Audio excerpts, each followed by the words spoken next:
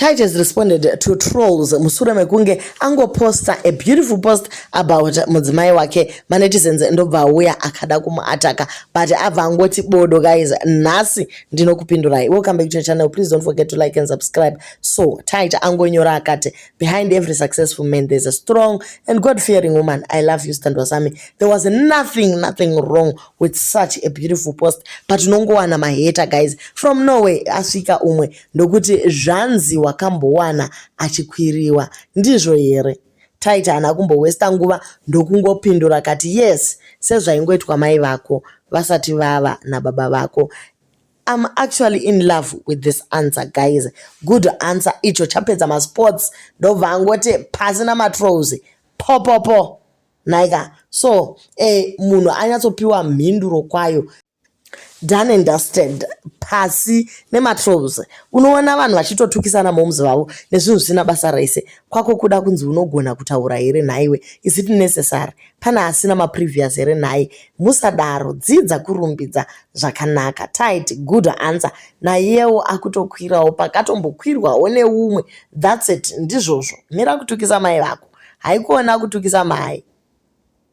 Guys, shuga hairege kunaka nekuti yakavhurwa neumwe munhu. Chero ukatoona ichiswa mukapu meumwe iwe unosvikaone yako spoon woisa mukapu mako. Zvese zvinongofamba. Zvine basa rei chero kanzi kwai akavata nani kana nani. Guys, matrolls kuZimbabwe handizivi kuti chii chinoitika. Vanhu they rejoice in suffering yevamwe vanhu. Unoti wazvikireitira page rako uchishandisa data rako neairtime yako, vanhu vanouya papeji rako kuda kuzongokonzeresa commotion kuti kozvaita sei, kochakanaka chatinoita hamuoni, asi pane zvakaipa zvatinoita ndo zvega zvamunoda kukomenta. And on this post I actually saw nothing wrong. I only saw beauty in that picture. And murume ari kungofara kuti akawana munhu wake waanoda. And at their age, let them enjoy. Vari kutoita zvakawanda zvisiri kuitwa nevana vekuma 90 nevana 80 vana 70 vanhu vasingazivi lafu. But ndo vanhu vaunoona vachiuya kuzotaura zvakaipa about zvaitwa neumwe mwana. Handizivi kuti as a country chiko inzara here. We are so bitter. Chiko guys, kuchaya mabasa toti chiko. Pane vamwe vanongori full time kungoti every post yaisiwa vanongouya vachingotuka. Ko aitei ko mwana uyu guys, aitei. Success yeumwe munhu kuZimbabwe haitorwise success. Anoshamisira, anoda kuita chino nechino. Guys, I think it is time for people to heal and look for something to do about their life. Celebrate kugona kwevamwe vana. Kwete kuti munhu azviitira chinhu chake vanhu vese votorwadziwa. It's okay not to have a BM. It's okay kushaya mari kuenda kuholiday. It's okay kuona kiki achidla mazai iwe uchingori cheerleader. Zvinhu zvakawanda zvatakaona mumamovie zvatisina kurwadziwa nazvo, zvatisina kumbotevera kana kumboita shungu nazvo. Ungai kwai John Wick wakava munhu nesu tobva tatoti newewo John Wick mai vako chino ndo exactly. This is content. Vanhu vari kucreata content yavo. They are entertaining you. Then wobva warwadzwa wotanga kutuka Jet Li mbuya vako vakazoda iso zviri kupinda papi. Chero akazviita kiki wacho hapana redemption here. Hapana here ku move on nelife. Tite wacho ane dzake one dzaakaita. Can't we just forgive as a nation and heal and move on? Chiko nai vedu vese nyika.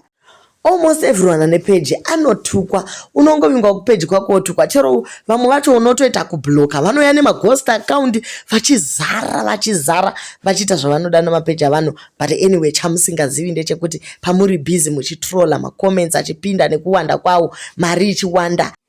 Vanhu havazivi kuti paunenge uchitaura zvakawanda paipai uchisvika papeji remunhu uchida kushamisira uchida kunzi iwewe ndiwe wakapenga kana kuti chino zvaunoita izvozvo vanhu havazivi here kuti zvine emotional damage yayo zvinoita kune vamwe vanhu. There are so many people. Kiki akazvarwa uyu guys ane family. Tite akazvarwa ane family. But you find people coming to bash them pa Facebook, pa social media. Yes, kwavari kubasa, yes tinozviziva. But mumoyo mavo moti ivo ndo vasina feelings. Ndosikataita svika pakuti aiwa bodoka guys. Handikarambi ndijairwa pa page rangu newewo. Pamwe unotoona kuti mama valoi vaposta something panouya zvakare vanhu vada kuvatrola, he munoregerei Mary Chiwenga achifa achidini achichekwa makumbo achidini? Vaivepo here mama? Vaivepo here nguva yese? Why do we have to wait for someone to post on their page so that we come and bash them? Chero isikaposta panonowa, he blogger munovenga Cat Family, he blogger madai so.